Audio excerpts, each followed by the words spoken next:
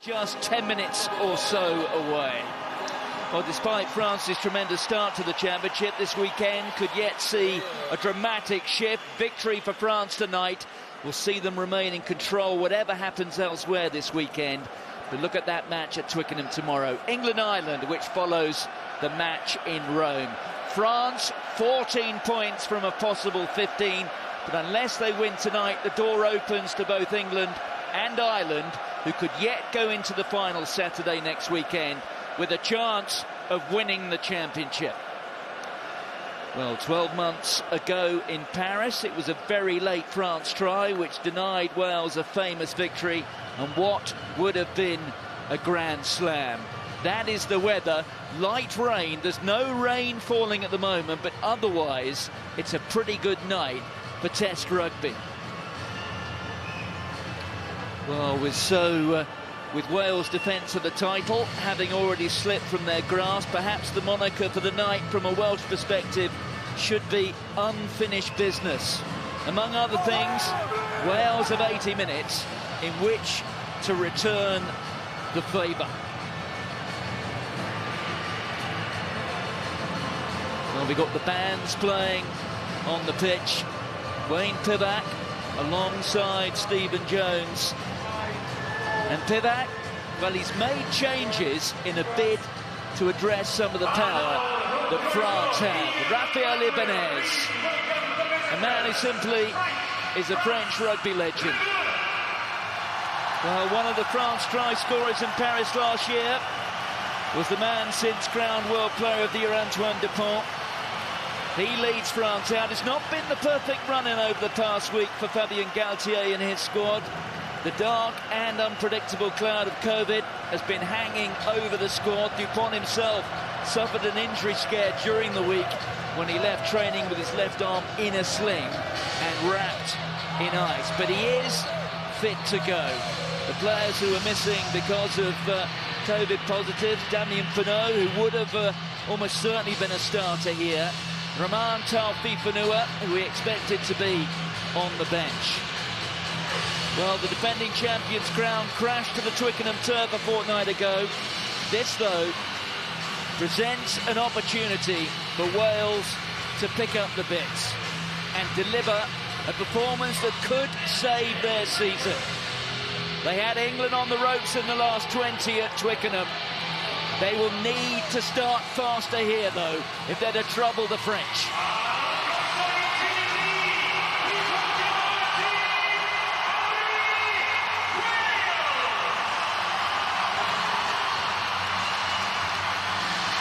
Well, Talupi Faletau was a revelation against England so soon after his return to fitness.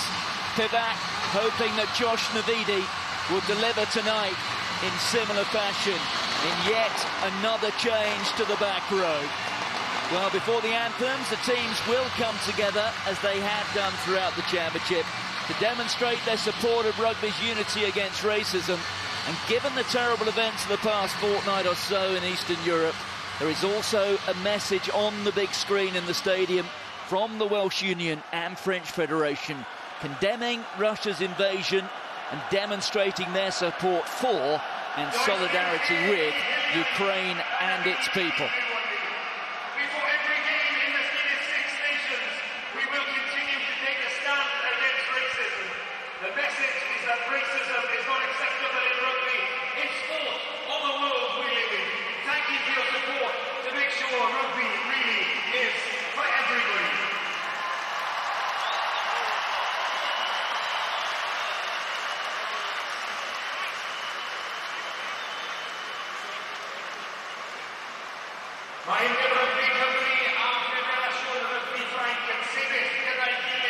Now on the big screen, there is that message cast against a background in blue and yellow. The Welsh Rugby Union and the French Rugby Federation stand together in solidarity with Ukraine and its people. We strongly condemn the invasion and our thoughts are with those affected by the crisis. Please, can you show your support during the period... That in 4 languages: English, Welsh, French and Ukrainian.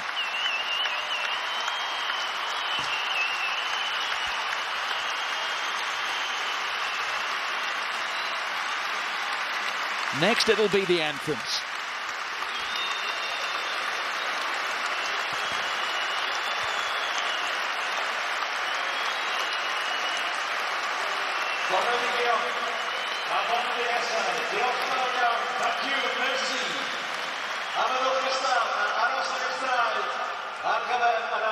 Would you please stand on your feet for the anthems, mesdames et messieurs, veuillez vous lever pour l'hymne national, s'il vous plaît.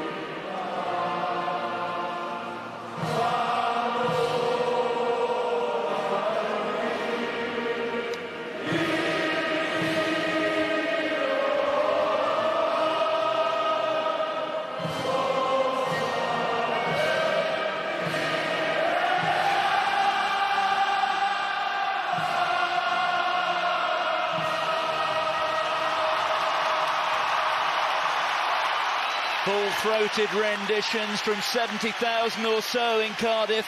Even one or two goals hanging low above the open roof. Let's take a look at the teams. Well, it's been a tough week for Wayne Pivac, who's had to defend his inclusion of Thomas Francis after the head injury he sustained against England. 3 changes to the pack. Gareth Thomas at loose head, Josh Navidi and Seb Davis come into the back row. Just 1 alteration to the back line, with Nick Tompkins ruled out because of concussion. In steps Jonathan Davis to earn his 96th cap. Josh Adams is fit to go on the wing after he took a bang at Twickenham. Alex Cuthbert retains his place and wears 14. But France's week has been disrupted by COVID positives, though Fabien Galtier is able to name an unchanged pack. Julian Marchand and Cyril Baille were magnificent against Scotland. It's a pack with all court skills and power that Wales may struggle to contain. Good and bad news in the back line. The return of Gabin Villiers from injury gave France a choice of 2 out of 3 on the wings. But Damien Penaud's COVID status took that decision out of the coach's hands. So it's Yoram Moefana who is retained. Louis Rees-Zammit's try just seconds after coming off the bench for Gloucester last week earns him a spot back in the Wales 23. France include Mathys Lebel, who wears 19, but he's there to cover the back 3. We'll kick off just moments away. Welcome wherever you're watching in the world. I'm Martin Gillingham. Alongside me, the former Wales international, Philippa Tuttian. Good evening, and what an exciting game we have in store for us tonight. The undoubtedly in-form French team coming here to meet Wales. I mean, what have Wales got to do tonight? Absolutely everything at their best if they're to have any chance at disrupting this run of form that France are in at the moment. Fabien Galthié alongside Raphael Ibanez, and they're opposite numbers. The referee is Matthew Carley. Well, 3 weeks ago in an English League match, Carley replaced today's TMO as the referee when Tom Foley turned his ankle, and it's Tom who's in the television truck this evening. Well, can France take another bold step towards the Grand Chelem, the Grand Slam? Take it in. Use it. Just this, I say just this.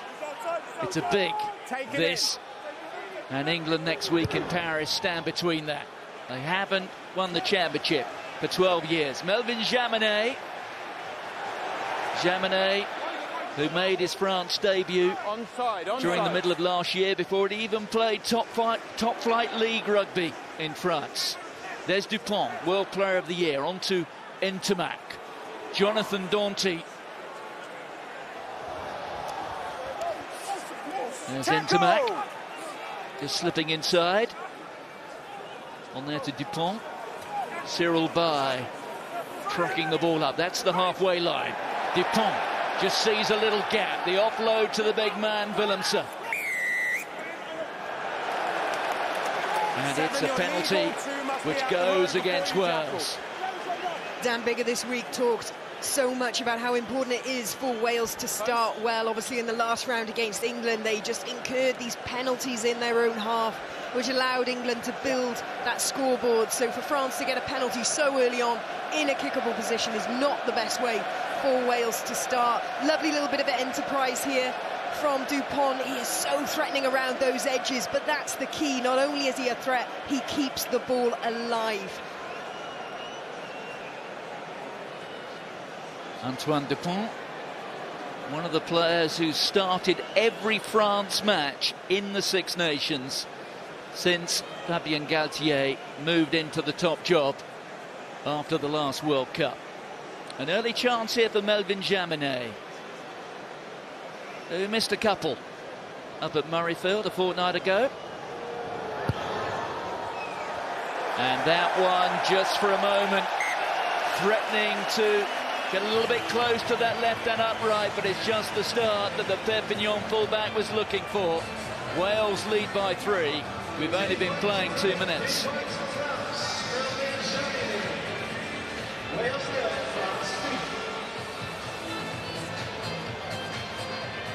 Yeah, best possible start there for France. Watch now, Dan Biggar. Keep this up high, keep it in play. Dupont, the captain.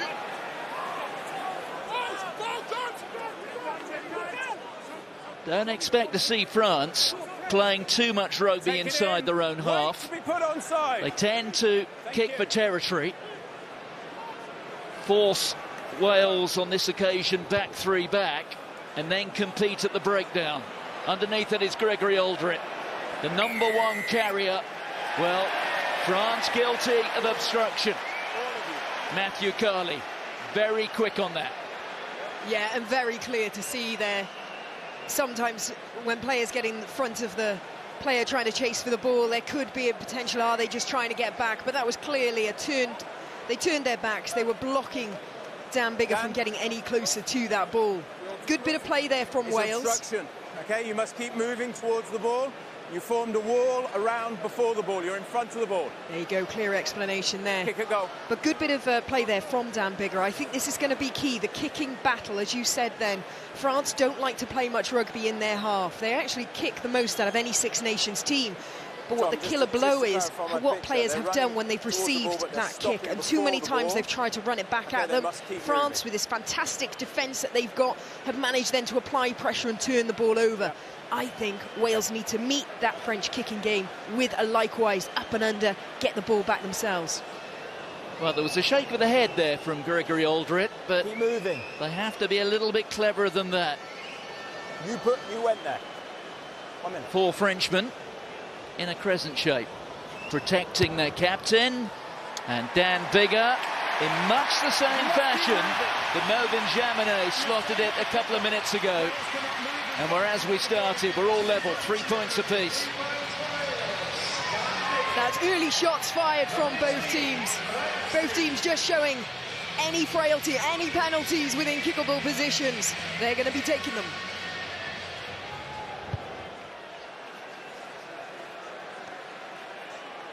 Climbing high.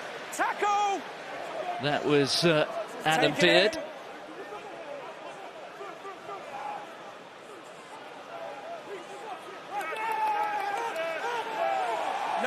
No lift. Well, you could see the French appeals there. User. Matthew Carley doesn't answer them as perhaps they were looking for. Here's Thomas Williams. Remember that gorgeous pass to set up the try against England. Dupont. Aldrit letting it slip through his fingers. The ball went forward. Really good defensive set there from Wales. And a lift. Okay. Lovely box kick from Thomas Williams.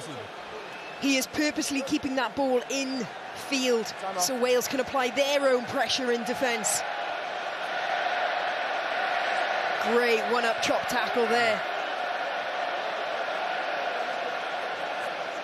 Yeah, Thomas And that's what they've got to try and do. You've got to try and slow down the French ball, either by getting in that ruck or showing immense line speed coming out of the defensive line, getting low, making those chop tackles. A lot of people, particularly in Wales, have been rather puzzled by the selection of Wayne Pivac, bringing in Seb Davis at 6. He's a big man, normally a lock. He hasn't actually started a game of rugby at 6 for more than 2 years. I think it was a European Challenge Cup game for his club against Leicester. But that's all about bringing some size and physicality to the back row, isn't it?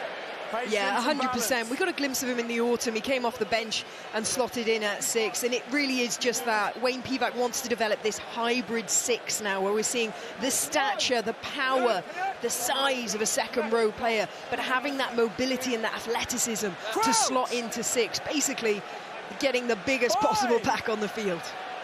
On the other side of the back row, you can see him there closest to us, wearing 7, Josh Navidi, who got through 80 minutes for his club, Cardiff, last weekend after a layoff since October. Number 9, he must put it in if he shows it.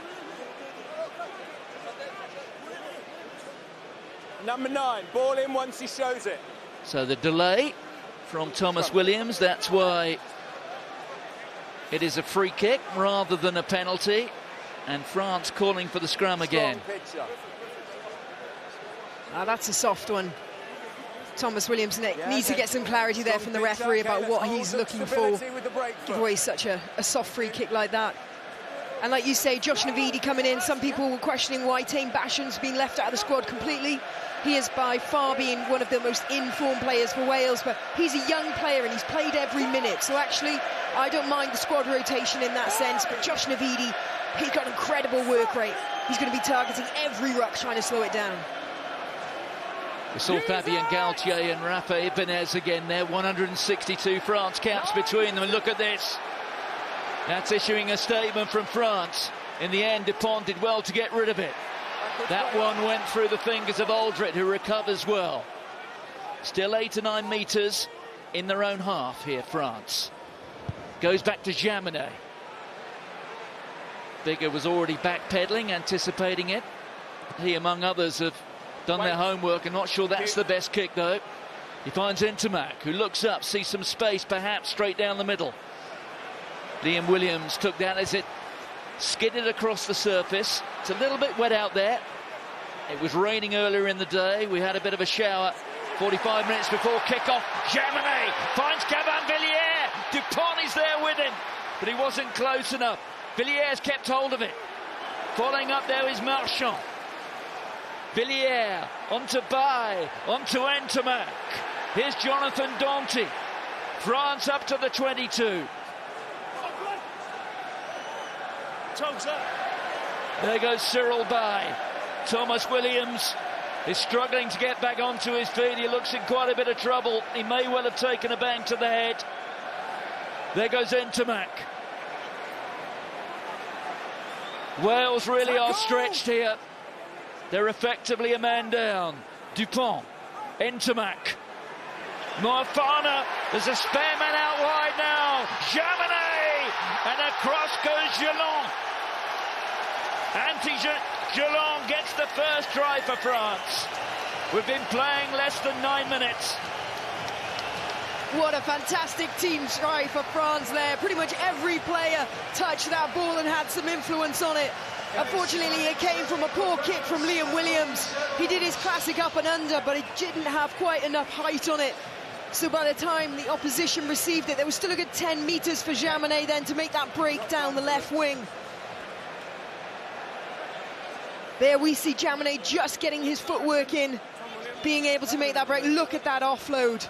Lovely skills, a little bit of a show and go. Good defence initially from Wales, but you could just see the overlap they've managed to create there. From that collision in midfield, they sucked in plenty of Welsh players. It's just, France is so clinical. You know, they've scored every one of their tries in this Six Nations within 5 phases. When it's on to go, they know and they go.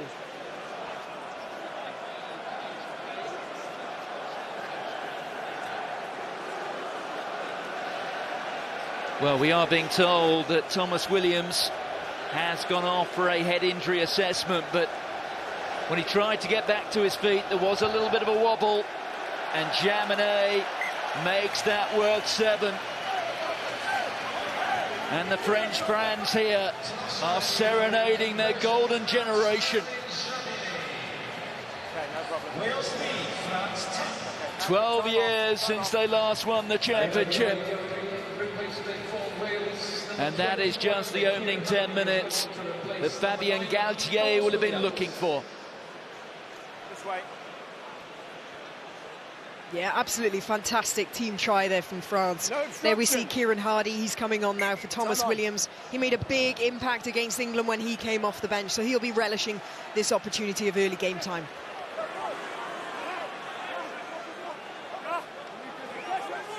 Use it! Well, we saw there the number 8, Gregory Aldrit, the number 1 carrier in the championship so far. Here's Liam Williams, who takes to the skies. Ntamack underneath it.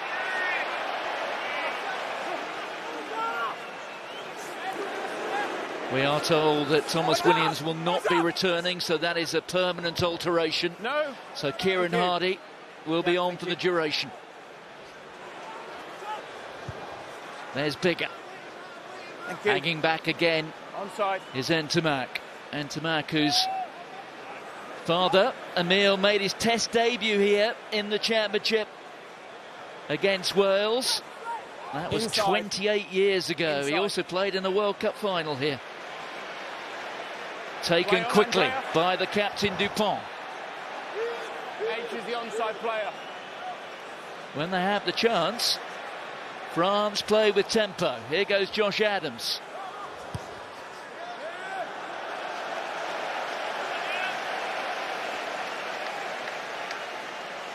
It's such a kicking battle at the moment, isn't it? I have to say, France are just getting the edge on it. They're managing to put kicks in between players, finding grass. That's always the best thing you can do with your kick. Either you make it compatible and you get underneath, or you find grass. But look at the carry on Dante. You fear the physicality of the French pack, and you almost forget one of their biggest players is actually out in their backs. Well, it was Dante's right knee which made contact with the left temple of Thomas Williams.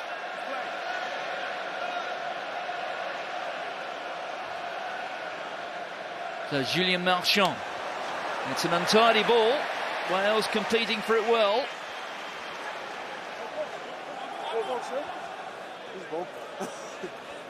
Option. Well, it's Andrea Piardi over on the far side, but the referee finds in favour of France. It's a knock-on off a Welsh hand. Yeah, I thought good square contest. I could use it. Okay, Yeah, Tight call. Very tight call. You see Will Rowland there just getting up and competing. They're going to have their frustrations, Wales, from the line out, because it did not go to plan against England, although I would say there was some savvy sleight of hand, or should I say sleight of foot, by the England forwards, just making things as difficult as possible. But still, Wales didn't react to it, and it really did get the better of them. So they'll be looking to see an improvement in this game. Well, Wales know they have to be cussed. They have to be clinical in every department, and when they get opportunity, they also want to be creative. Here's Villiers. Oh, look at this from Villiers. Out there to Moefana. Moefana has space. He has Jaminet on his inside. And look at Dupont. He covers so much real estate in 80 minutes. Aldrit. Onside, ball away. Dupont back on his feet. Here's Cameron Walkie. Walkie, one of those young Frenchmen who won a World Junior title just 4 years ago. Well, Moefana grabbed that, but it must have caught the turf. And Matthew Carley was within a matter of feet. I think all Welsh fans there can take a breath, because I think everyone here thought this was going to be try time. What a lovely movement of play there. Antoine Dupont coming on the wraparound, and he had options everywhere. And it's because of that supportive play that the French wingers can take it right to the edge, because they know even if they do get a challenge coming across there, like you see from Josh Adams, there's always going to be players on the inside ready to support, so they can just keep that ball alive. Good hearty defence there from Wales to get up and disrupt that wave, because I think if they'd gone all the way back through the hands to the left-hand side of the field, then the French players would have been under the sticks. And it's Melvin Jaminet, Dan's just said exactly the same thing. who may well have damaged a thumb. Yeah, thank you. Time on. Not sure that'll help his catching of the high ball. What a player, though. France have this habit, partially forced by the fact that the last couple of weekends of the French top 14 tend to happen at the same time as June or July tours tend to happen, which is why it's often used as a place or a tour to blood youngsters. Melvin Jaminet was a product of that policy in Australia during the Northern Hemisphere summer. That was Hardy. On to Biggar. Watkin. Now there's a bit of space for Cuthbert, who had a fantastic game at Twickenham. Jaminet getting hunted down. Look at Faletau. And they get the penalty to Wales. They know they have to chase absolutely everything today. Excellent kick through there from Alex Cuthbert. He ate away the space, so that means he carried the ball right up to the defensive line before putting that kick through. And what about the work rate from Talupi Faletau to follow up and put pressure, making that tackle, forcing the penalty. Got to go for the line out from here. Too much of a deficit for points.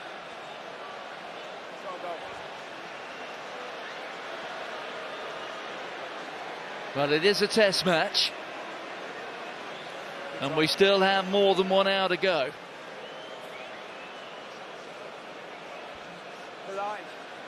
There we see. Look at Talupi Faletau. I know, that follow-up tackle. There was questions, wasn't there? He's been out for so long through injury. Only had a game and a half with Bath before he pitched up against England. And he was by far one of the best players for that game, and he's showing his fitness and his resilience now. Dan Biggar choosing to go the more conservative route, build the scoreboard, close down that gap. Shaun Edwards. This was home for 11 years in that productive partnership with Warren Gatland. Calling it productive is something of an understatement, of course. If we consider that in the period since France last won the championship in 2010, Wales have won 4 titles, and 2 of those 4 were Grand Slams. Use it! There's no doubt that Edwards' magic has rubbed off on France. He's brought a discipline in every respect of the game. Jaminet hoists it. That was a terrific catch.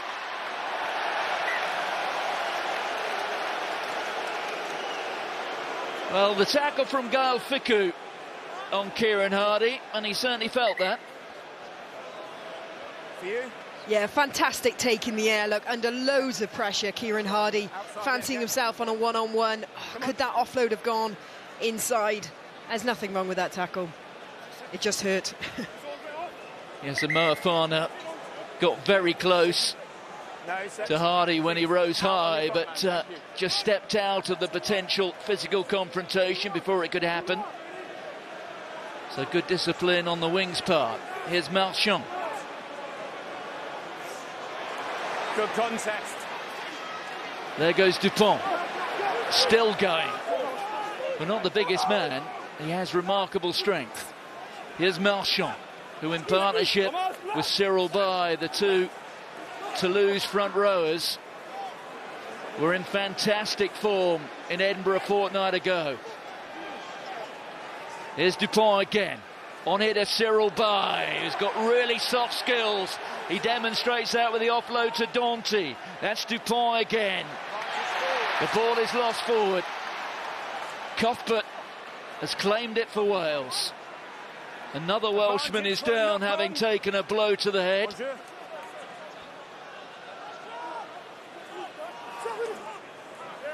Gareth Thomas just getting back to his feet. He'll get some treatment now.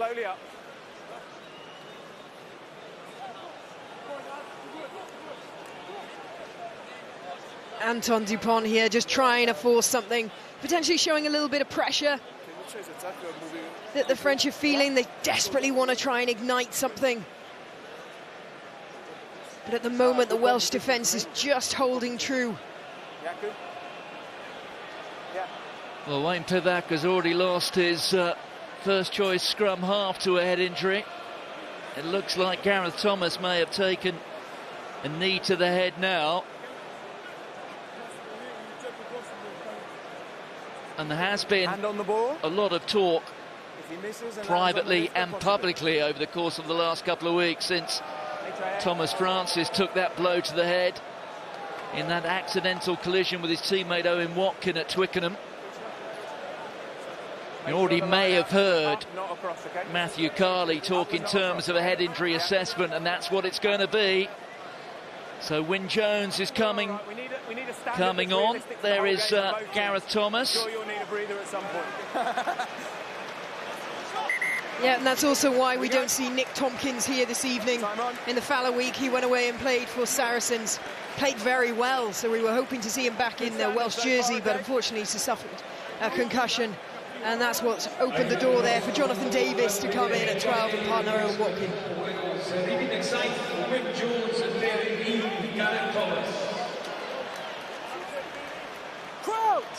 So it will be 12 minutes or so before Gareth Thomas returns, if he returns, but we've got the British and Irish Lion in his place, at least for now, Wyn Jones. Scrums have been good, okay? Hit in and up, okay, and chase your feet, okay? That try from Anthony Gelon. France's 14th of the championship so far.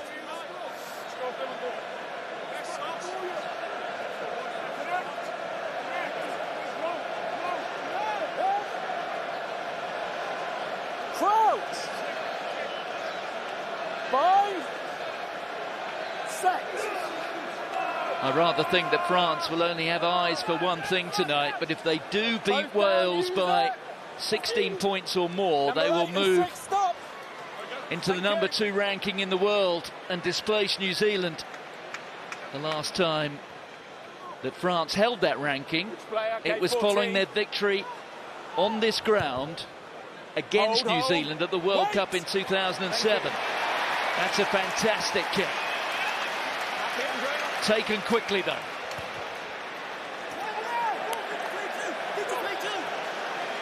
Well, Ntamack returns it, but there is a net gain for Wales. That's the problem nowadays. When you put in such a massive territorial kick like that, it can open the door for a quick touch. But now the referee is just clarifying that the French player actually took the ball back in. So by kicking it straight out, unfortunately, means they've got to go all the way back to where the kick was initially made. And it becomes a 50-22. Absolutely. 10 metres inside. It's not a 50-22, but you took it in and played it. Well, it's effectively a 50-22, even though he's pointing out it isn't, but it's what it amounts to. Basically, Wales get the put in at the line-out. Ryan Elias. That was to Beard. Here's Bigger. Faletau in the midfield. Hardy. That's a tester for France. Jaminet goes up for it. And Villiers finds himself deep inside his in-goal area. And I suggest there's quite a bit here for Matthew Cartley to go through. Scrum blue, 5 It is metres. actually a knock-on by Wales, which took the ball into the in-goal area, so it will be a France scrum. In the scrum. field of play by red, blue scrum. Well, that is certainly a different tactic. Initially, I thought that had way too much on it, but actually it was just a load of height. Not quite sure that was the best attacking option. Quite often we'll see this happen if there's penalty advantage. Let's play. So at least if it doesn't go right, the team remain in possession and get another go. But hey, Wales knew if they were going to have any chance of beating this French team, they're going to have to play at their best, and they're also going to have to mix things up, and that certainly is mixing it up. Bind. Set. Bit of Sean Edwards-Franglais coming from the side. It's a penalty to France. Elbow down. First thing to hit the ground. Elbow down. A Welsh elbow was down first, according to Matthew Cartley. Bind up.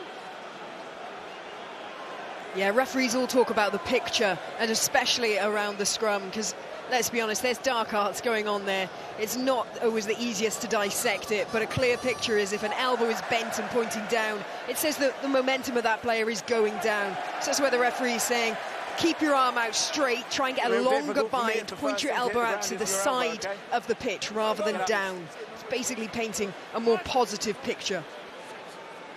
Stay there then, on your front man, thank you. Winnie Antonio. Originally from the southern suburbs of Auckland in New Zealand, now very much at home overlooking the Bay of Biscay in La Rochelle. So Marchand. They go to Woki this time, and look how well Will Rowlands was competing. France having a few challenges at the line-out tonight. Here's Jonathan Davis. Wales have certainly got a toehold. The first 10 minutes must have been concerning. There goes Bigger. It's being held up by Aldrit and Willemse.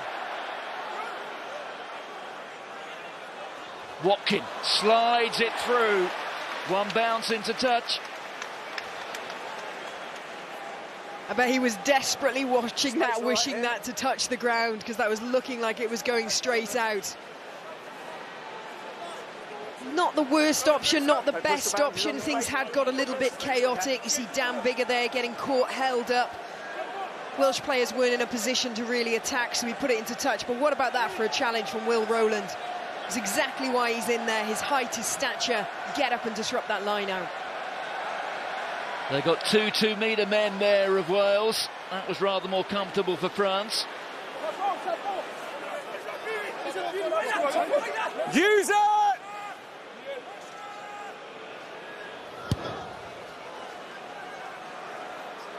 Adams. On to Liam Williams, who has options here. That didn't go where it was meant to. They hooked that a little bit, finding Jaminet, and look at Dan Bigger scrambling back. Play. It was a very tight angle. He just finds Jaminet again.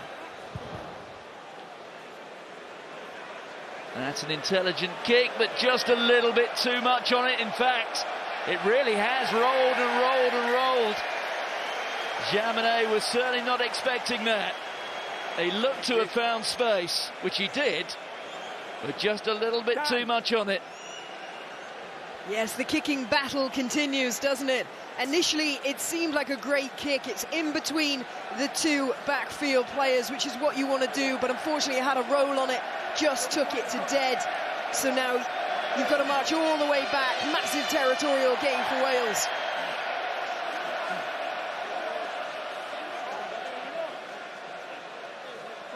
I think this is the first time in the Six Nations we've seen a team match the French kicking game, and it is incredibly interesting how it is panning out at the moment. I'll try.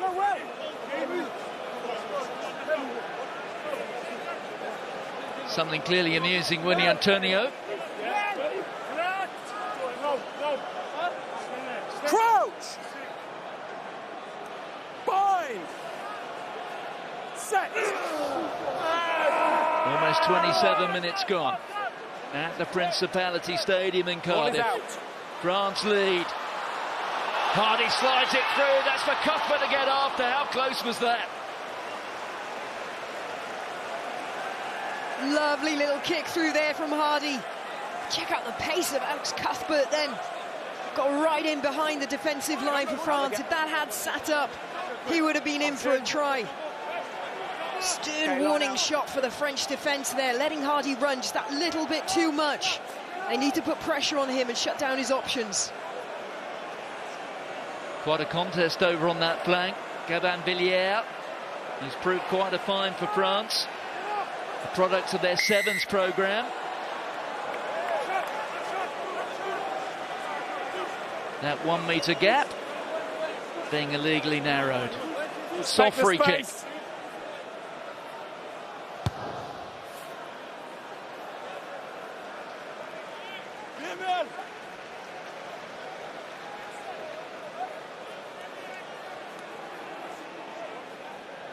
Just potentially there on Seb Davis, taking a step in towards the line out just before he jumped, deemed as closing that gap. There's Cameron Walkie. Spends most of his time when he's playing his club rugby at Bordeaux Begler in the back row.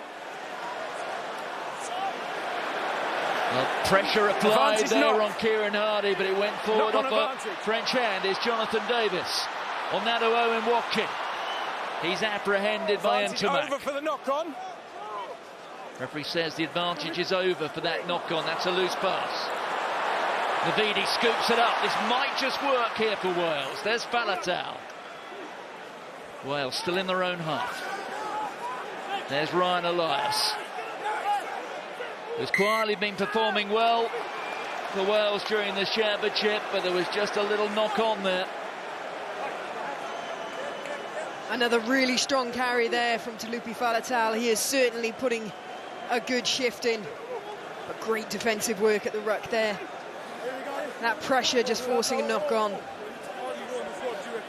Ball away on the last scrum, but yes. No. It's just disrupting that ruck, isn't it? Moving bodies that then touch the ball. Yeah, the ball was away last time, but we need to be higher and stronger. Let's play.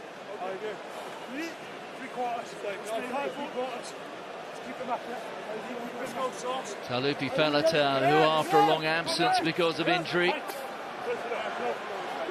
played just a couple of games in the Gallagher Premiership for his English club, Bath, before being called in by Wayne Pivac to start against England. He certainly was one of the players of the match.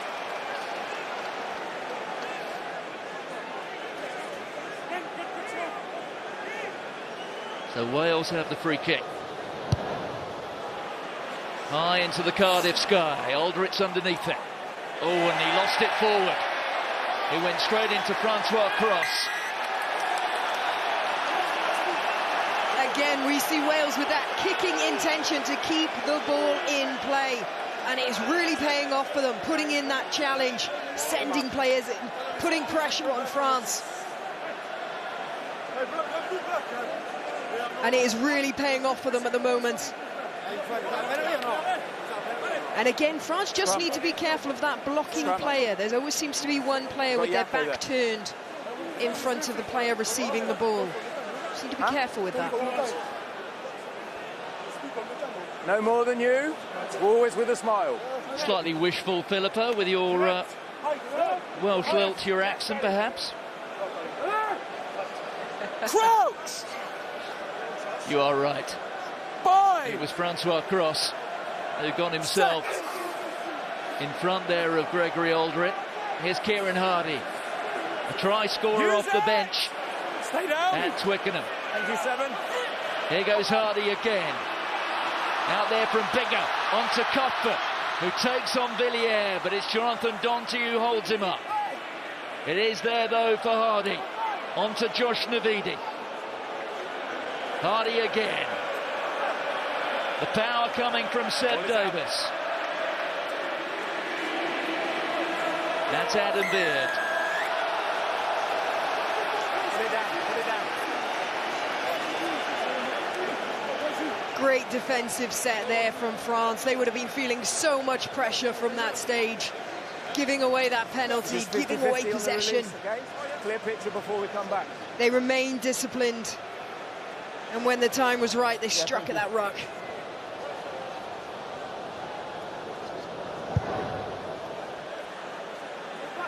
Decent kick, that one from Melvin Jaminet. 17. All right. Look at the position there of Julien Marchand. Yeah.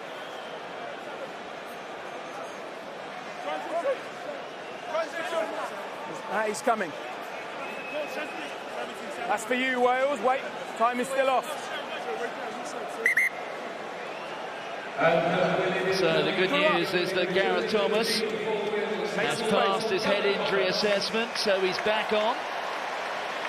Time And on. that gives Wayne Pivac more options come the second half. He may well need those reinforcements. Woki again under pressure at the line-out. I have to say, Will Rowlands is doing a stunning job for Wales. Onside. Use it! So Dupont. That's for Mo Fana to get after. Josh Adams underneath it. Nobody Back gets off to it. through. On net, Ryan Elias. The tackle from Paul Willemse. The Scarlet would have felt that. Ball is out. Taken in. Ball taken back into the 22. Well, showing some ambition here. There's Jonathan Davis. Faletau. Long pass out here to Liam Williams, who rather snatched at it. Hold, thank you. Ntamak is back. And Jaminet to his right.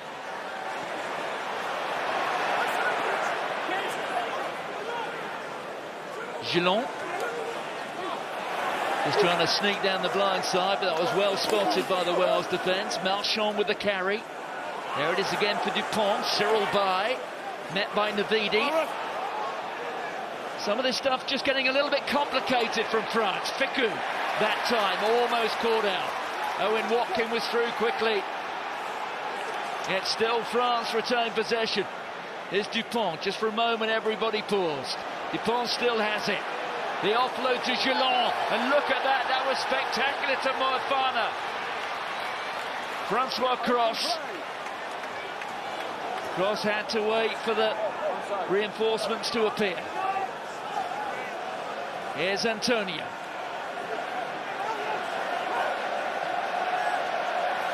Ntamak. Gone the way of Wales, and now a chance maybe to counter.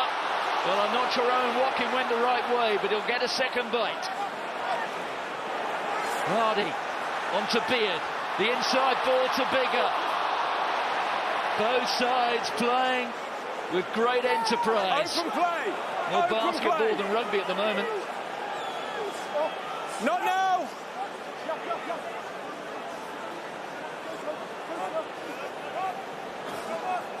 Good contest. Well, both sides have, metaphorically speaking, thrown a few punches at one another. Time maybe to take a breather. Here's Adams. Outside. Ntamak, back peddling. He will return it. Onside player. Biggar once more.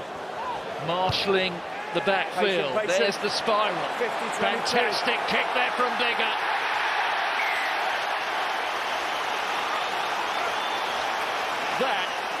as good as anything he's delivered off that right peg. That was magnificent. Wow, what a set of phases of play. I'm not quite sure which part to pick out, but that went to absolute chaos from both sides. And at times, I thought, how can France make this work? But they did. They nearly had that break. Obviously, all instigated by Antoine Dupont down this right wing, but then Wales stayed true. They were hardy in defence. They were getting up in the French face. Then we had the kicking battle, and then Dan Biggar, cool, calm and collected, picked out at 50-22. They are certainly piling on the pressure onto France.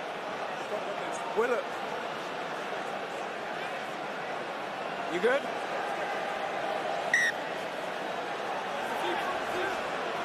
But they're all blowing a bit, aren't they?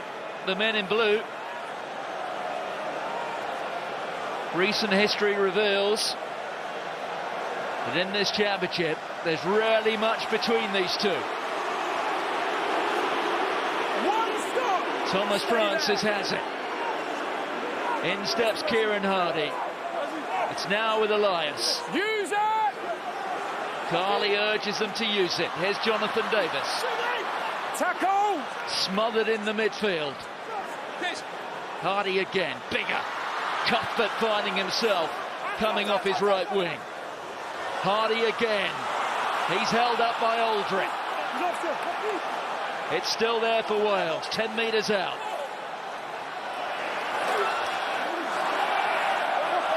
No! Wales starting to play rather like they did in the last 20 minutes at Twickenham a fortnight ago. On goes Gareth Thomas. They're all lined up. It's Francis this time. They're using the heavy artillery. At some point they will look for the speed out wide, surely. It's a penalty. So they know they've got 3 points coming if they want it. Hardy just for a moment looked at the line.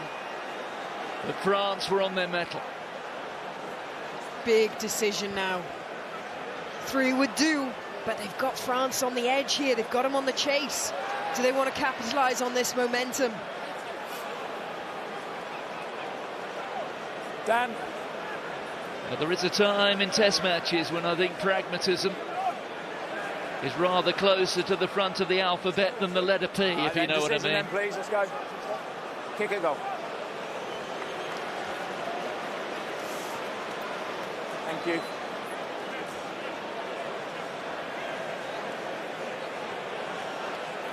Well, maybe Dan Biggar was thinking about 3 points. He might just have needed a little bit of affirmation, and it came from Adam Beard, who such has been his rise within this squad, stepping in many people's eyes and replacing Alan Wynne-Jones. He's doing a fine job as a deputy. And he is now a vice-captain to Dan Biggar. And between them, they decided to take the 3.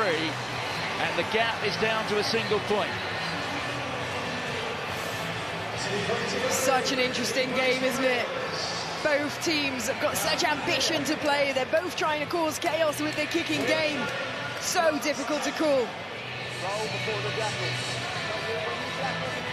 You have to say that look in the French coaching box is almost funereal. France lead by 10 points to 9. Wales have such a proud record on this ground in the championship. They've won 10 of their last 11 matches in rugby's greatest championship here. Inside. A single defeat, well, significantly. It was here 2 years ago when France beat them, but only narrowly. Touched. That touch by a French hand in flight. Here's Jaminet, who takes on Biggar. Tackle! Let him go! Here's Paul Willemse. France will be anxious to strike back. The momentum has been rather going against them in the last 10 or 15 minutes. And Jaminet takes the attempt at the drop. Well, it barely got above grass height. And in its own way, Philippa, that perhaps an illustration in microcosm where there might just be a little bit of French frustration. Yeah, absolutely. I think they're so desperate now. You just hear the whistle before half-time. They wanted to get points on the board, so it was worth the shot. Well, France have scored the only try, and what a magnificent one it was from Anthony Gillon. But Wales are right in this Friday night in the Welsh capital, and it's France who lead by 10 points to 9.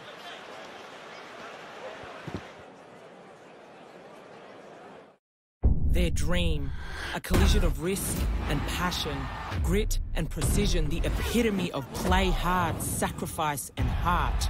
Try and conquer, their bodies a buffer, the block you can't get past, because when that final siren blasts, their clock's still running. Your fear keeps their fire burning. They put the pride in power, force in fierce, make the real unreal, and the league theirs.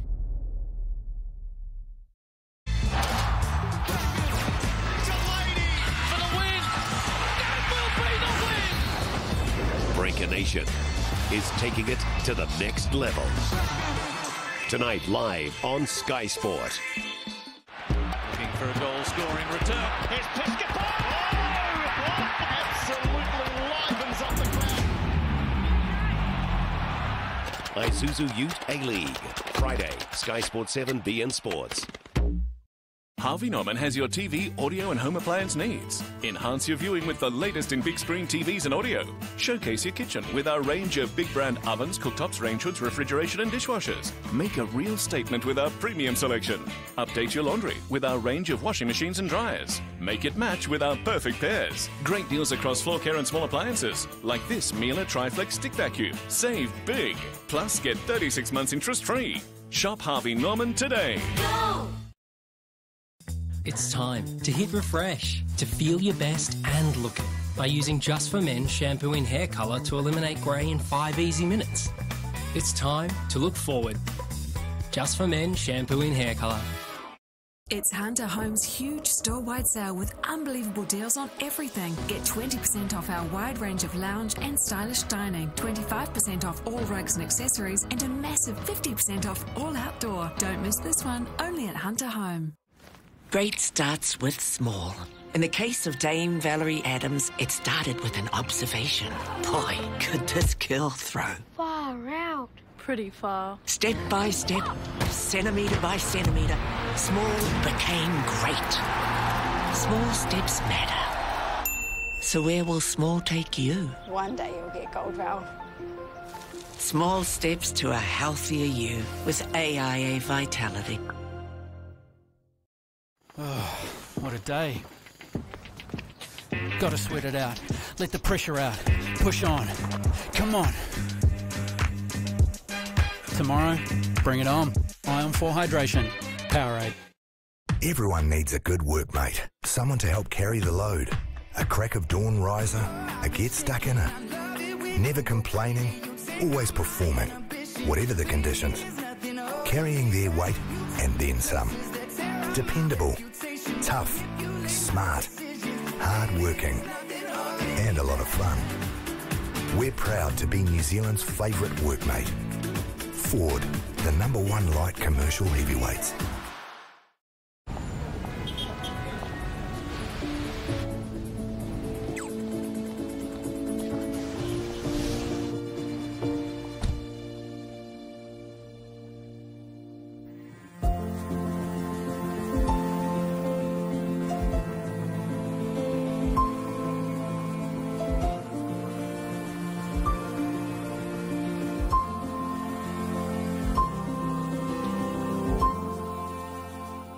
Now's the time to make it yours at La-Z-Boy with at least 25% off our entire range, including all sofas, modulars, lift chairs and our world-famous recliners, plus more deals in store and 24 months interest-free only at La-Z-Boy.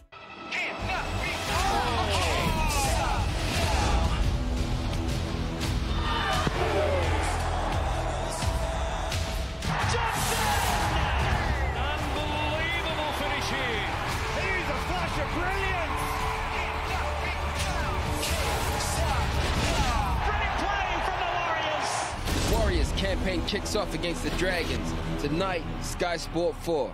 Coverage brought to you by Bunnings Warehouse.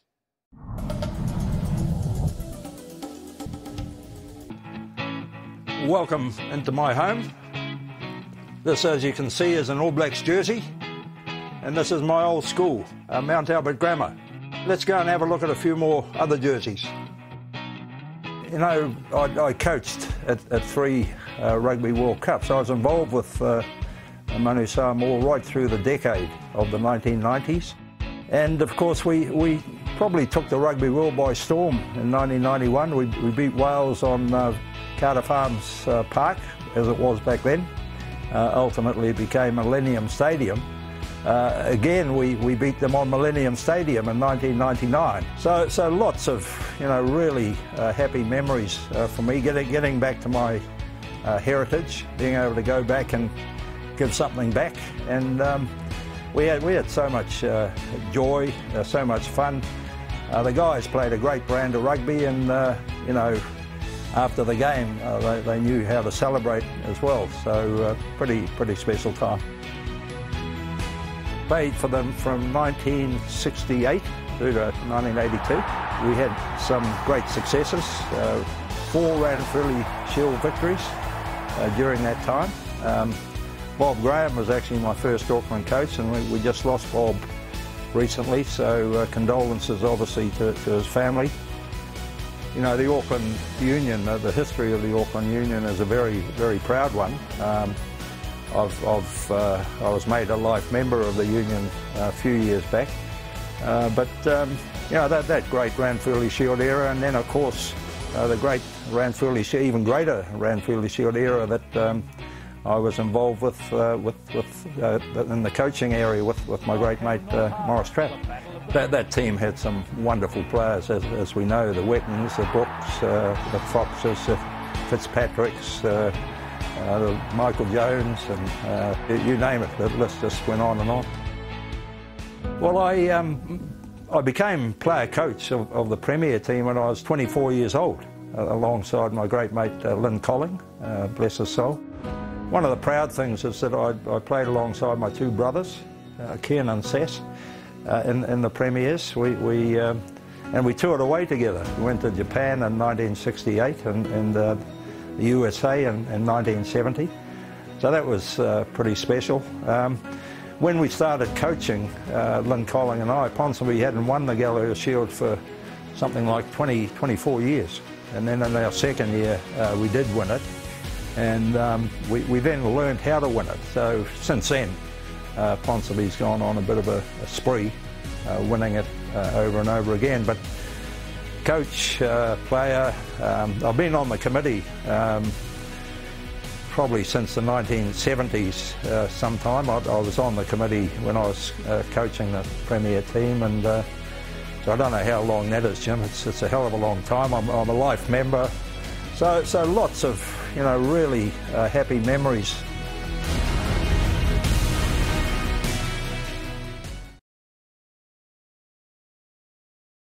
Get ready for more on Disney Plus. We'd like it if you joined us. More Star Wars. This is the way. More Nat Geo. Wow. More Marvel. This is absurd. More Star. Did I write that? That is John Wayne. I'm confused. More Disney. You're very unpleasant. Okay. All this. And that we live long enough to say we fly. Crushing all the walls, leaving what is wrong behind. 'Cause all we got is each other.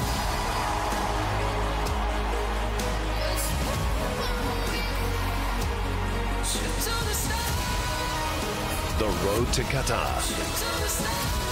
is on Sky Sports 7, beIN Sports. But these days, the head of the French Federation, and it was his vision after winning the bid to host the World Cup next year, that he had a team capable of competing at it, which is why so much focus was applied to the junior programme. And the products of several of those, or several products of their 2 World Championship winning teams, are here tonight. The likes of Romain Ntamack, He among them, so to Cameron Woki. Now Antoine Dupont, World Player of the Year.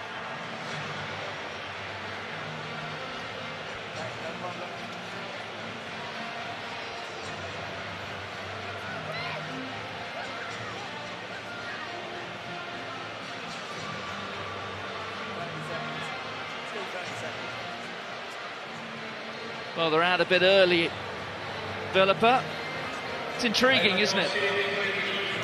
It really is, and it's such a difficult one to call. I really think it's going to come down to whichever team can weather the most amount of pressure, because I don't see either team pulling back on their kicking game, on this chaos, off this frantic, exciting offloading game that we're seeing. So it's who can live with that for the longest. Could the bench for each team be the difference in this game? Well, France have won their last 6 test matches. It's a long time since they built up a sequence like that. Argentina, Georgia and New Zealand beaten in November. Italy, Ireland and Scotland already in this Guinness Six Nations. I rather think the 7th match could well prove the most demanding. They lead by a single point. They've scored the only try. What a perder it was from Anthony Gillon. But Wales rising to the occasion. Their defence of the crown, well, that may well have slipped. But this is a match that could save their season. Ryan Elias finds Will Rowlands, who was outstanding in the first 40. There's Dan Biggar. Cuthbert moving into the midfield. Kieran Hardy. Gareth Thomas. What an opportunity tonight was for him. Picked ahead of Wyn Jones. There goes Liam Williams. The tackle from Jonathan Danty, but it was turned over. Well, knocked on first and then again, so the oh dear, that's concerning. Dan Biggar taking a bit of a knock. Yeah, it was just when he laid the pass off to Alex Cuthbert, coming on that fantastic line, coming up through the middle there. I think he just got right on the edge of contact and took a little bit of a stinger to his ankle. Scrum so far in this half, good, yeah. Yeah, we start again though. So Wayne Pivac, after I think what would be fair to describe as a troubled start to his tenure as the Wales coach. But what a transformation we saw last year. Yeah, we certainly did. It's not many times when you have half of the Welsh public knowing the ins and outs of a contract clause. That was the state of play for the first year of Wayne Pivac's tenure. But he certainly turned it around in the Autumn Nations and then went on to win a championship. There's Dupont. On to Ntomac. Here's Gaël Fickou. Well, Jonathan Davis had his man. Use it! Aldrich was looking for that. He's finally got it. Perhaps a few moments later than he really wanted to get hold of it. Look at the pressure being applied by Cuthbert. Here's Ntomac. Looks up. Tries to find space. Just finds Liam Williams. Josh Adams was looking for it. Oh, I say, what a hit. That was Paul Willemse.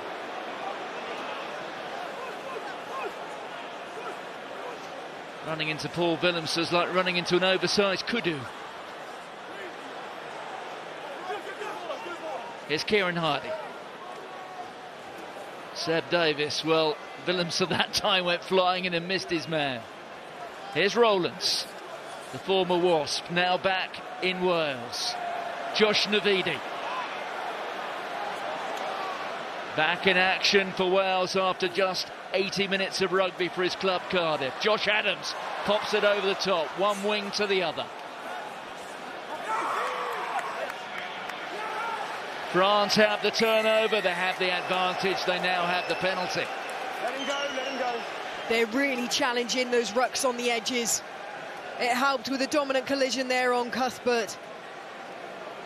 Getting that initial bit of a lift meant that the French player was in control, putting Cuthbert down to the ground and put him in a position that made it slightly easier for the fellow French around to get in and over that ball. One of the sayings or adages about France is, when there's a good Toulouse, there's a good France. Well, Toulouse are the current French champions, the current European champions, and 10 of the 23 for France today are from the famed Stade Toulousain. Here's one of them, Julien Marchand. He goes there to Willemse. There's Aldrit, on to Gelon, the try scorer. Marchand at pace, brings power with him too. Dupont pops it up to Aldrit. There's an offside from Wales, so this is a free hit for the French. They can afford to gamble. There's Cyril Bay. Onside. Dupont. 5 offside, first half. Well, it was Adam Beard who had come offside.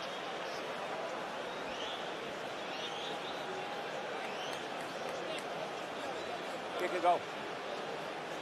Number 5 offside, on the guard. It's going to be so crucial for these teams now to be squeaky clean in what we call these red zones. The areas basically where there are penalties that can be kickable. Because this is how tight the game is. It could just be coming down to these penalty points. You can have a little bit more space on your own throw at the line out. Look at the options off every carry from the French. Always got players in behind. Plenty of options. Just a small bit, not too much. So Melvin Jaminet.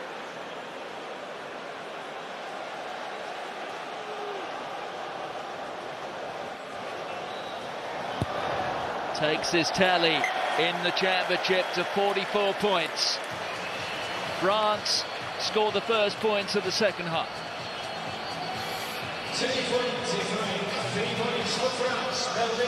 Bit of a carbon copy of the first 10 minutes of the first half.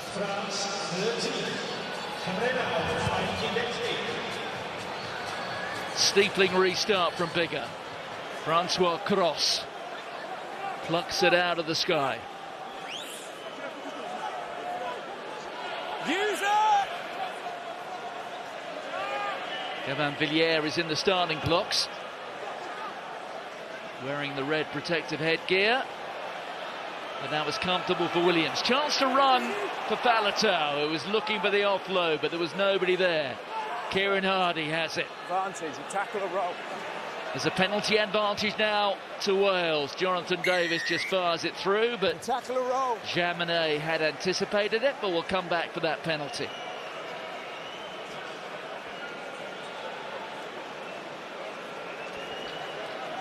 Well, there is the alteration that's been made by France. Mohamed Hawass. Hawass is a very interesting figure. Comes here after having been handed a suspended prison sentence just a matter of weeks ago for his involvement a few years ago in a series of burglaries in France. What a kick. He's having quite a night as the Wales captain. You know, there were questions about the captaincy, whether he would be the right man for the job. We saw Ellis Jenkins took the captaincy through the Autumn Nations. But I tell you what, he's absolutely made him. He has fully embraced the captaincy and his performances every time he leads the team.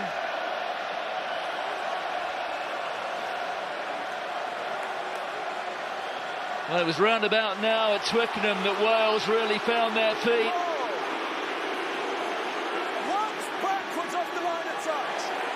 It's there with Ryan Elias. Elias having some support there from Thomas Francis. Gareth Thomas, part of that surge towards the line. And Matthew Carley decides the ball is held up. And because of the amendments of the laws, it is a goal line dropout.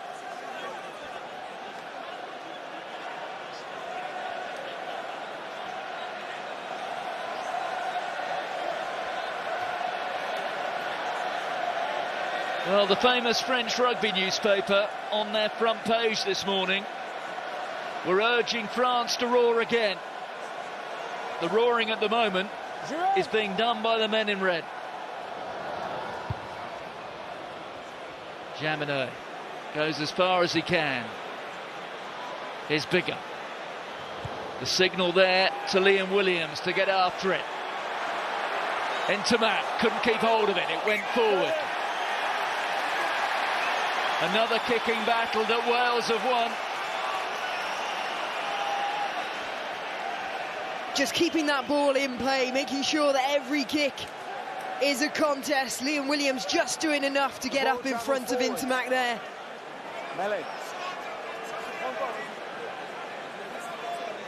Another opportunity for the Welsh attack here. They certainly are applying that pressure onto France. We're happy, we have.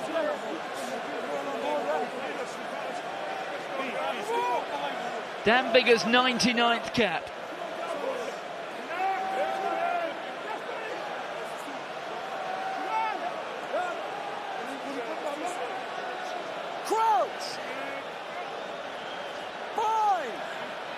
There is no doubt that the Northampton fly half is growing in the captaincy. Cuthbert is lurking on his captain's shoulder. At the same time, scrum.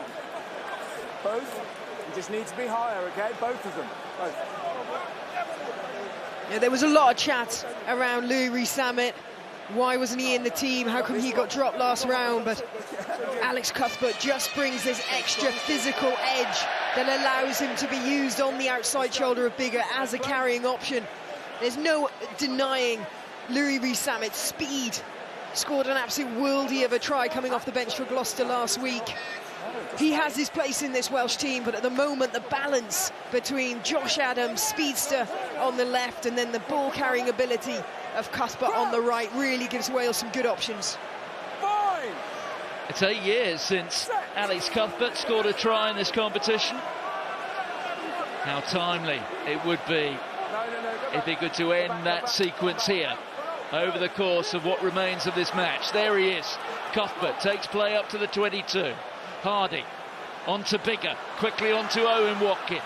Dante makes the tackle. Wales have retained possession. There goes Adam Beard. France doing all they can to slow things down at the breakdown. Cyril Baille just rolling out of the way. Here goes Jonathan Davis. He takes on Geelong. Ryan Elias into Gregory Aldrin. It's there for Hardy again. Biggar. Referee awards a penalty. Well, it was a neck grab. Number 8, neck grab. And it's against that man, Talupi Faletau. Good tackle technique. So that's just the tackle on number 13, Tom. That's a frustrating one for Wales. They were certainly building through the phases. You could see French players, a lot of hands on knees, hands on hips. I think they really felt that defensive set. Higher again, okay? It's difficult for all of us when it goes down. Yeah, thank you, Tom. Yeah. Yeah. Time off. Yeah, you can just see there, Talupi Faletau got his hand right around the player's neck. You can't do that. If the arm is around the torso, then yes, you can go for what they call a crocodile roll, but not around the neck.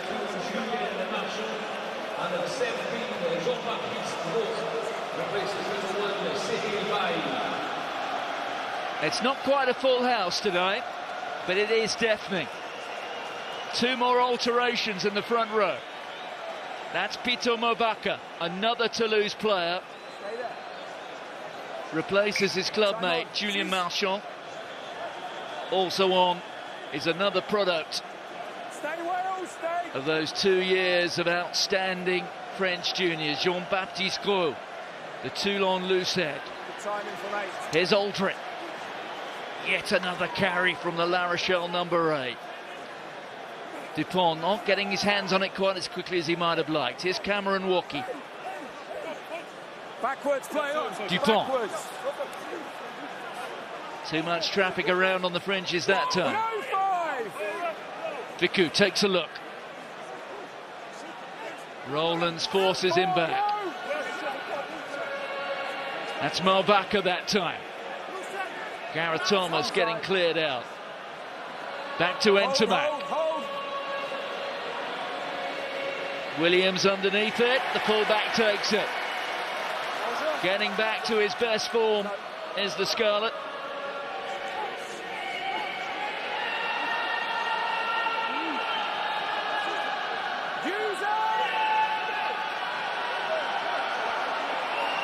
Ball is out, yes.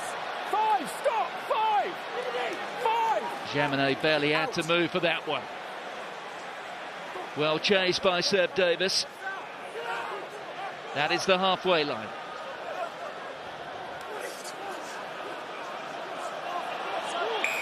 Well, you have to say defensively, Wales are doing wonderfully well, and now the facial expressions. Shaun Edwards, a real talisman in these parts for more than a decade, but now wearing a different tracksuit, and he is visibly getting frustrated. We have a good standard. This really is the first time that a team are kind of playing the way France play against them. And it doesn't seem at the moment that France are showing any signs of trying to deviate, trying to mix things up, trying to change their game plan.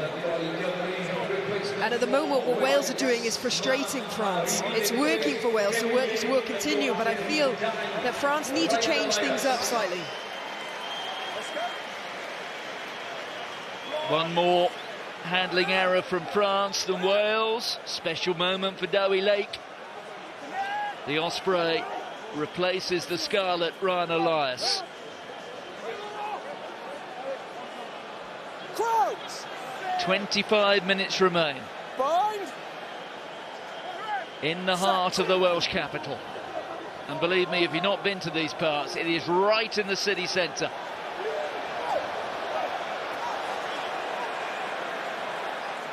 France have it.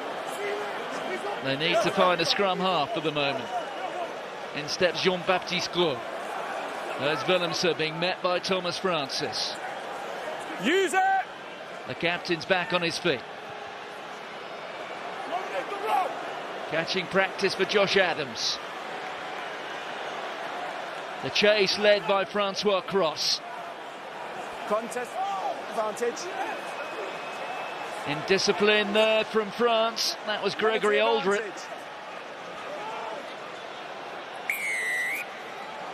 Kick the ball in the ruck. They will have heard that from Matthew Carley. Aldrit with his right foot kicking it in the ruck. Again, just small signs of frustration, isn't there? France just trying to force it. Trying to do their very best to disrupt, but they're just getting caught out. They're on the wrong side of the referee at the moment.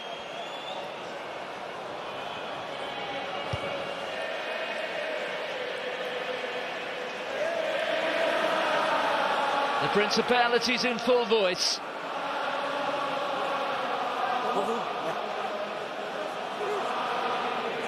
Couloir. Couloir. Merci. May have heard Matthew Carley there with his fairly limited French asking for the couloir. That is the 1 metre gap.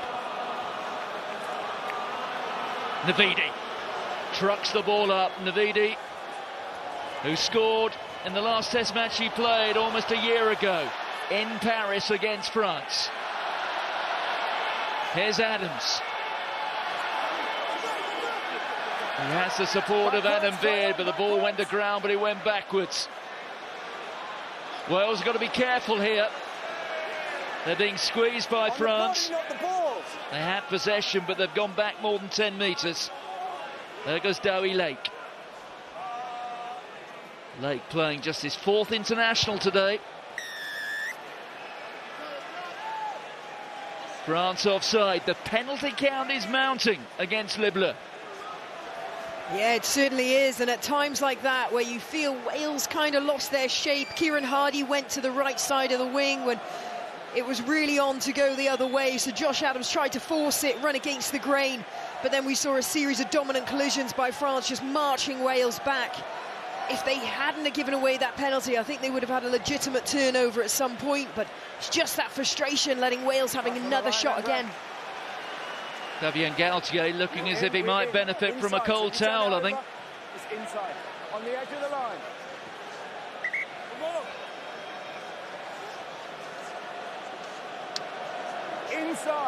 Inside. The last time Wales beat France was in the heat and humidity of Ota in Japan in that World Cup quarter-final when just a single point separated them. A match which pivoted really on the sending off of Sébastien Bahar-Mahina, the France lock. The winning try scored by Ross Moriarty, who is in the 23 today. Bigger with a cross kick. Josh Adams waiting for it. Well, it was well anticipated by France. Jaminet saw it coming. Knock on, into touch. Option, knock on. Well, the ball knocked on, into touch. Knock on. And it was off the hand of Josh Adams. Okay, well, the TMO will correct us if we're clearly wrong. That perhaps a hint there at Tom Foley. But between them, Jaco Peyper and Matthew Carley decided that it went forward off the hand of Josh Adams. Let's see if we can get any more clarity here. Like you say, Jaminet read that so well. Oh, I would say that his hand was slightly higher. Let's see on the slow-mo. I've got someone working with me. Pardon? I think that comes off Jaminet's hands. Leg first, run. Let's go. Is he allowed to go for one hand? Is he in a realistic position? Touch first by Red. Is he in a realistic touched first by Red and knocked on. No advantage. Scrum. Yeah. That's it.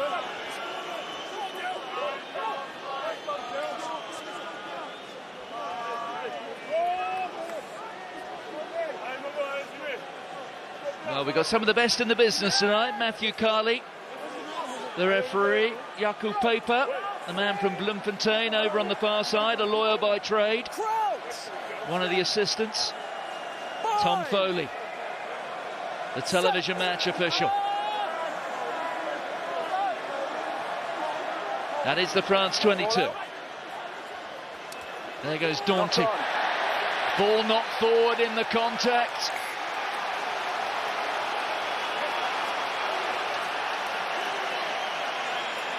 Well, it's not often that you see a collision like that. And the player opposite, Daunty, comes off the worst. A great double hit, low drive there from Biggar. Kieran Hardy coming in just to make sure. That does not happen often. Again, maybe the sign of frustration just starting to show through on this French team. Well, that's a little bit concerning. Kieran Hardy feeling the effects of that contact on his right shoulder, perhaps even around the neck or the collarbone, something like that. And if you consider that Thomas Williams has already left us, they can ill afford Wales to lose their second scrum half. 20 minutes remain. We're into the final quarter of the match. Water off. He's just feeling the effects of that collision there, isn't he? Yeah, on the bench for Wales, they've got Gareth Anscombe and Louis Rees-Zammit. So no direct cover. There would certainly have to be some reshuffling if he did go off.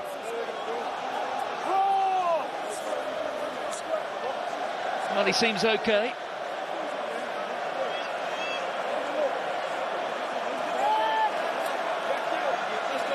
Kieran Hardy making his 10th appearance for Wales tonight.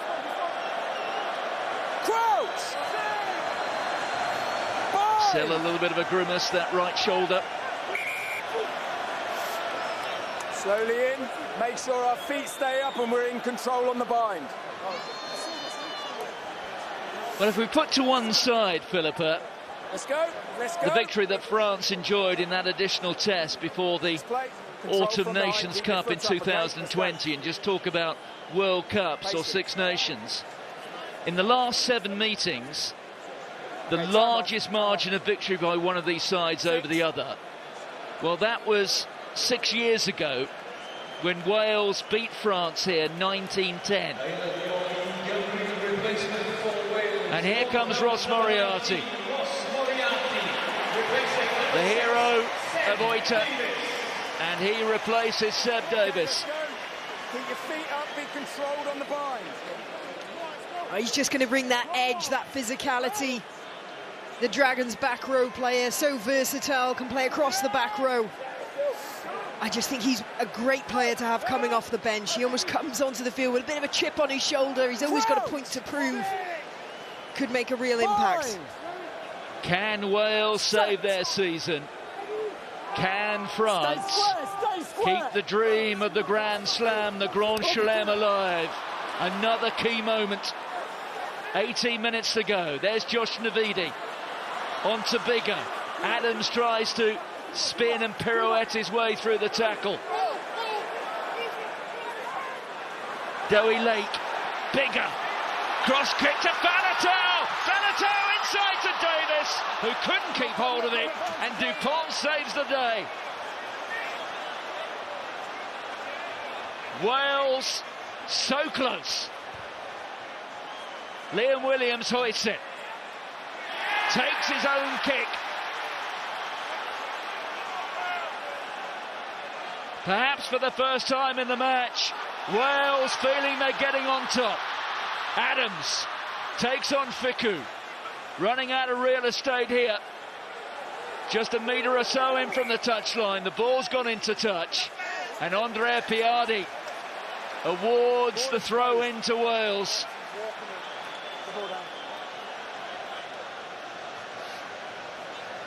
It's just more chaos, isn't it? More kicking, more chaos.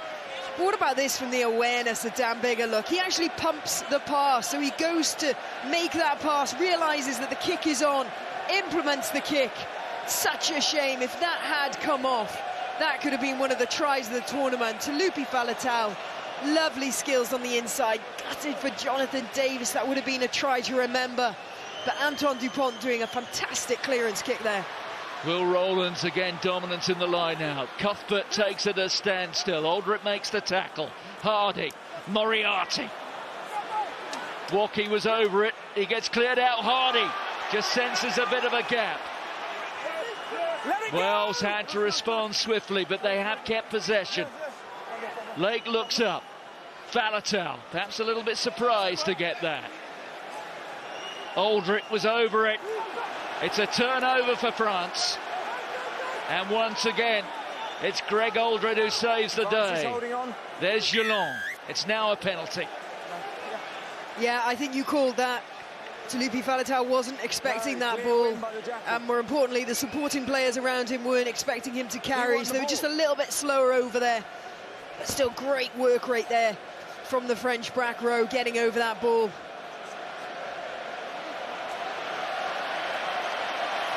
Louis Rees-Zammit stripped off and ready to go. Picked up an ankle injury at the start of the championship. His form a little bit questionable. Wayne Pivac told him, go back to Gloucester. Prove to me you can rediscover your best form. Well, he came off the bench last week and 40 seconds later scored a superb try in the Premiership match, the victory against Northampton, and here he is.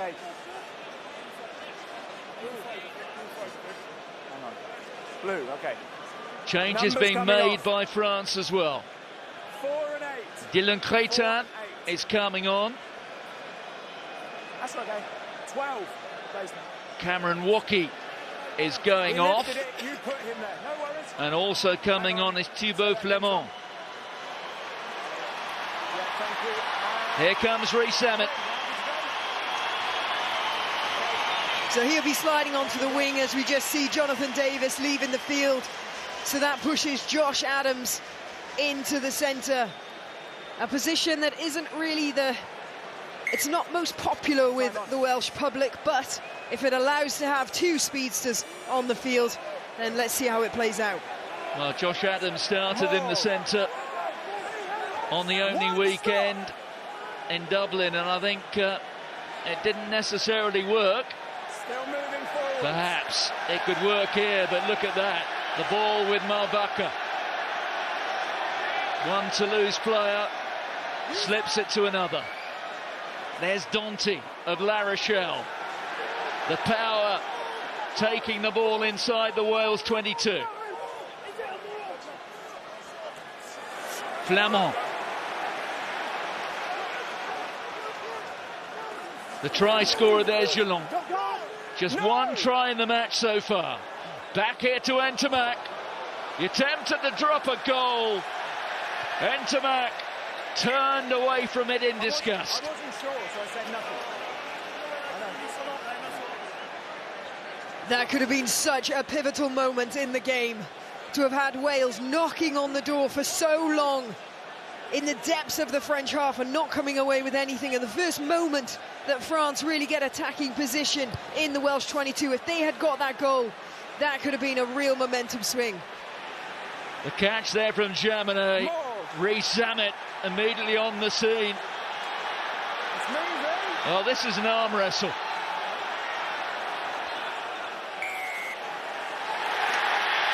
And Wales will have the put-in.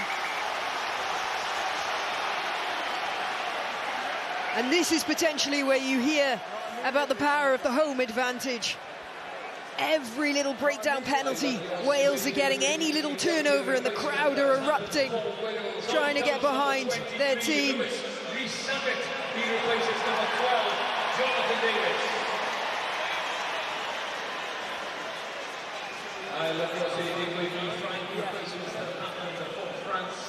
Number 21, Fabien Galtier out of his seat. That in itself a measure of the state of urgency within this France squad. Tom, are you talking to me? Okay, hang on. We've got replacements, so time is off.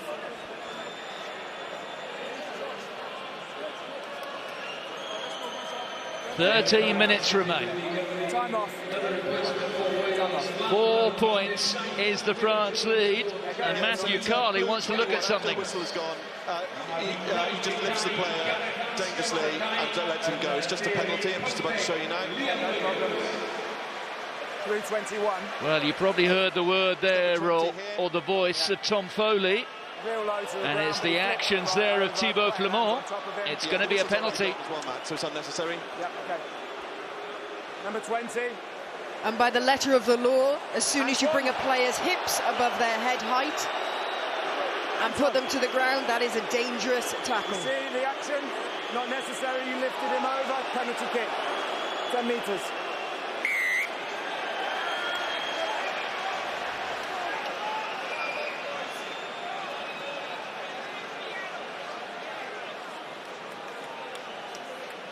They can hit you as long as they bind in, okay? There is Thibaut Flamand. 3 or 4 years ago, he was playing as a fly half at Loughborough University in the East Midlands of England. Was picked up by Wasps, a peripheral player there.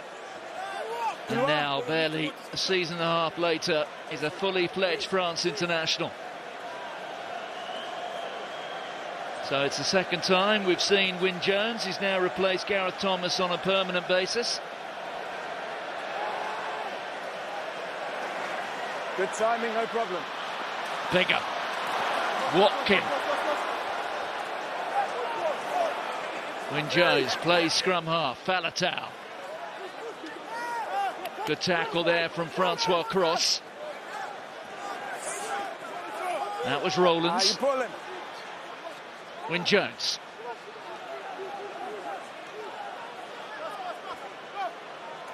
Bigger. There's Reece Zammit. Dylan Crétin just spinning him to the ground. Rowlands again.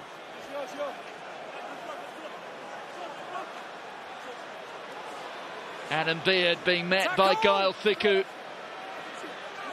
Fickou, the player who marshals this new French defence. Well, it had become something of a stalemate. Dan Biggar decides to gain a bit of territory. but hand possession over to France.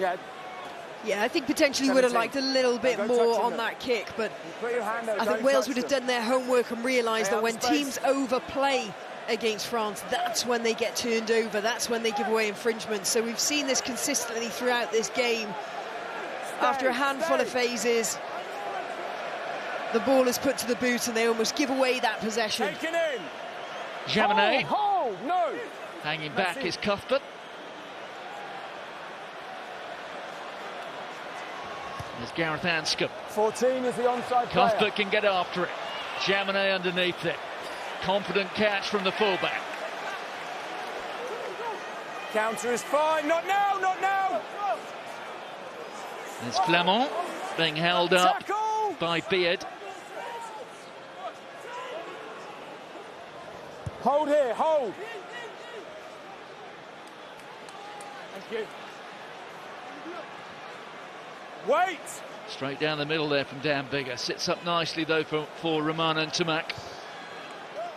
Ntamack, whose interception try was crucial in that France victory here 2 years ago.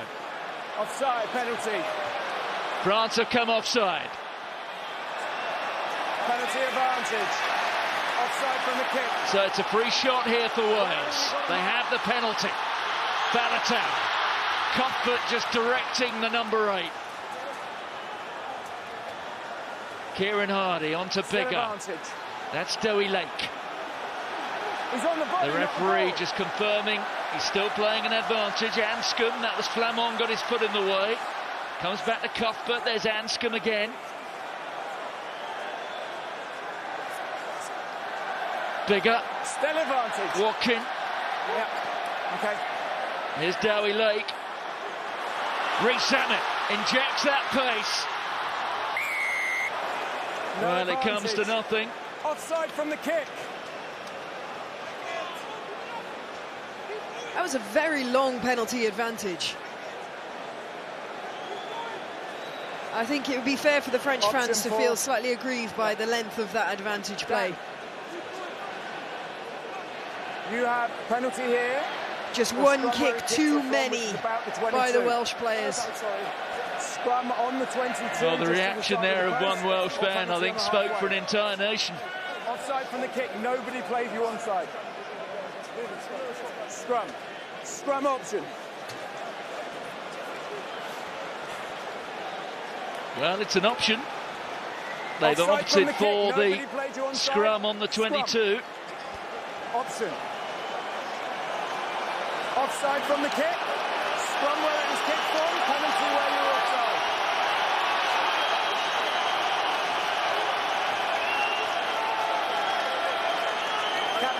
Captain. Who's going to be the captain now? Well, if the voices of 70,000 could carry the ball over the try line, it would happen at some point in the next 8 minutes. Captain. The roof is off. Not every seat is occupied, but it is deafening in the Principality. Maxime Lucu replaces the captain.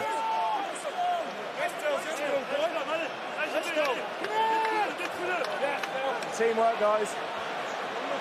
France 2 wins away from a Grand Slam. It would be their first championship in 12 years, but they're hanging on.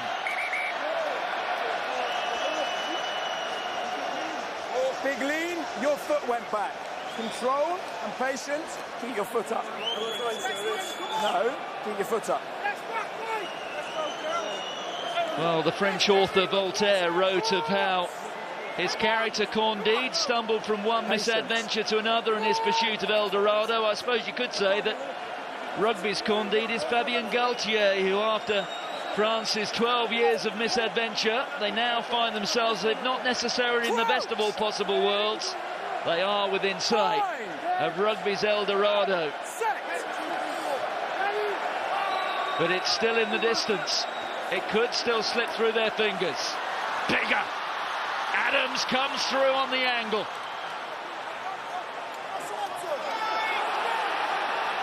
Kieran Hardy pops it up. Wales are looking for an offside, but the referee doesn't give it. It is still there for Kieran Hardy. Moriarty. Hardy again. Another surge. Hardy pops it up. Wyn Jones, the British and Irish Lion. Thank you. On to Biggar.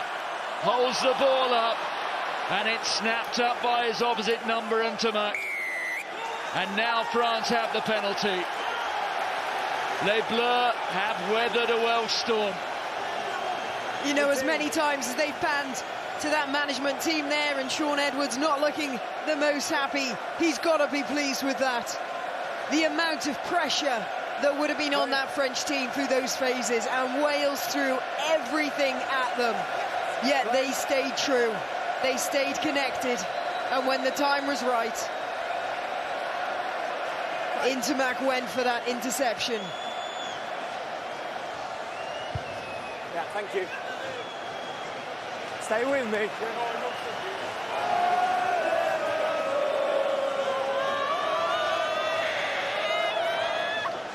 Well, there are plenty who've made the trip over La Manche. Space. They've hardly seen a vintage performance.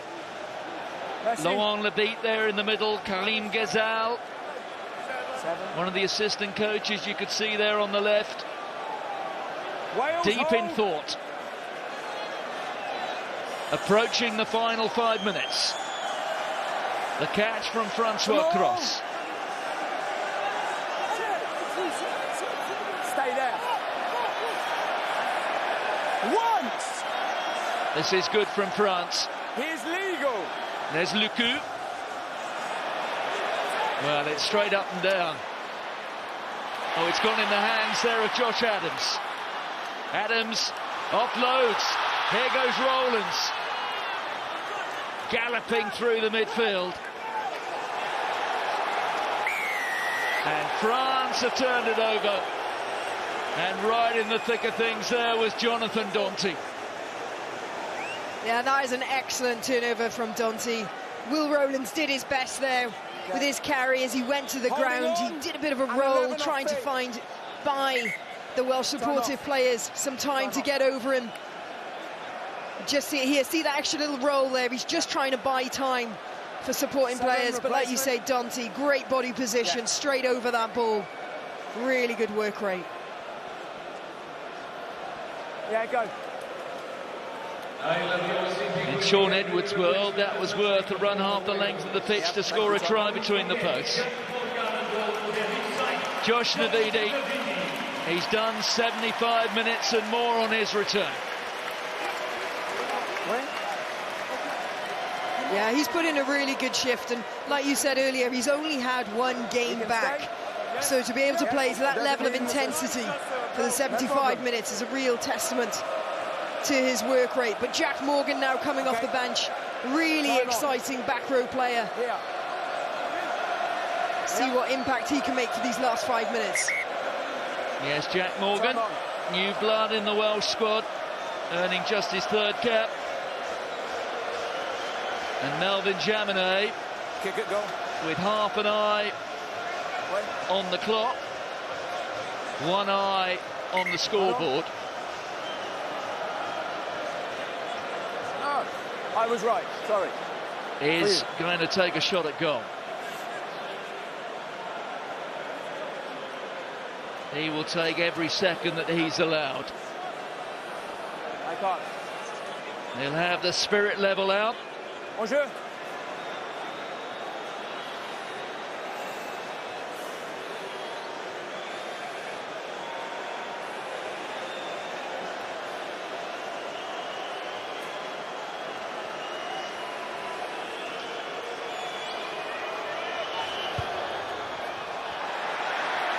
Well, that's so often happens when you're desperate to get the length. Came over it just a little bit. Wait. Thank you. 3 minutes to go.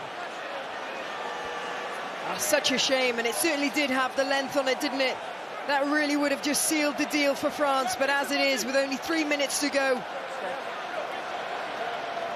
Wales have still got an opportunity to turn this over. They've challenged so well at the line out so far in this game. How composed can France be now? It's 18 years since France won 7 matches on the bounce. They're now just 2.5 minutes from doing it with Fabien Galtier's golden generation. One stop. Use it. It has not been a vintage performance, but they're almost there. There's Danty. Onside. Step. Yeah, no problem. Here's Flamand, driven back. Thank you. Importantly, though, France retain possession. The try scorer, Gelon.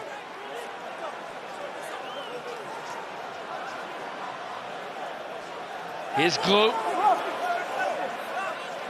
Gros, one of those World Junior champions. He played in the winning team for France at the under-20s in both 2018 and 19. Hanscom, long way, calls for the mark. 90 seconds. Louis Rees-Zammit, almost certainly the quickest man on the pitch. Got quite a step as well. Hardy. Cuthbert, did he knock it on? The referee says no. No. Hanscom. Thank you. Morgan. Bigger. There goes Watkin. Flamand was across to make the tackle.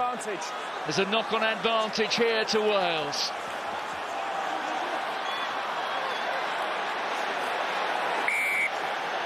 We come back for the scrum. Knock on.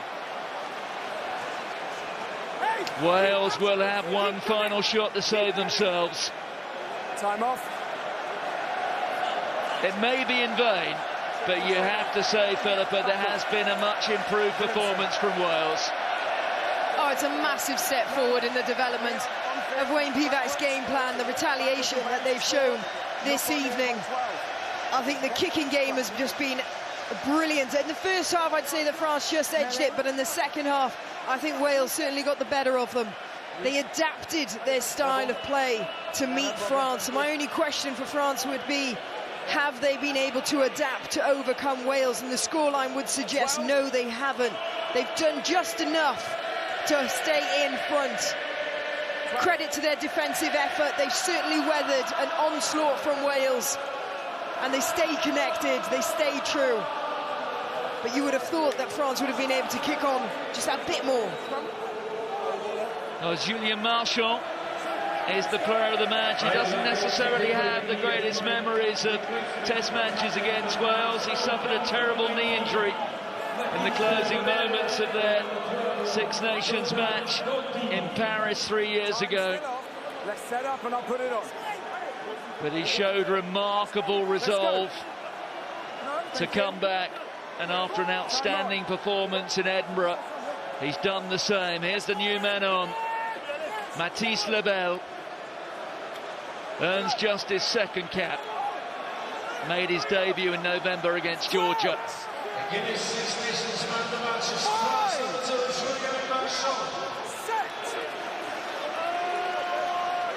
One last scrum. A final chance for Wales. Bigger. Adams. No way past Kyle Fickou. They're up to halfway, though. Yeah, Bigger. Dylan Lewis. Thank you. A try would win it for Wales. Maxime Lucu, the replacement scrum half that time. That's Dowie Lake. We're into the red numbers.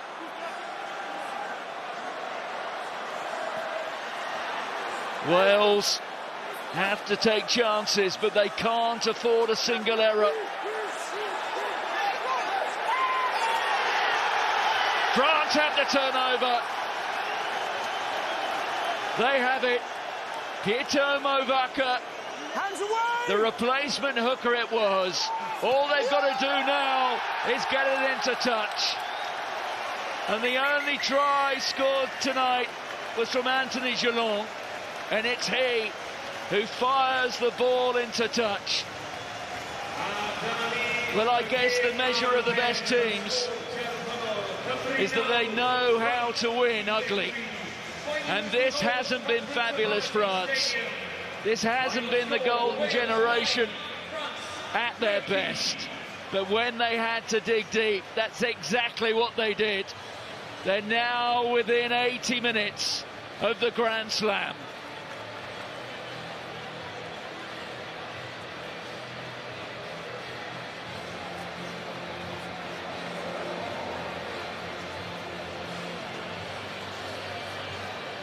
So there it is.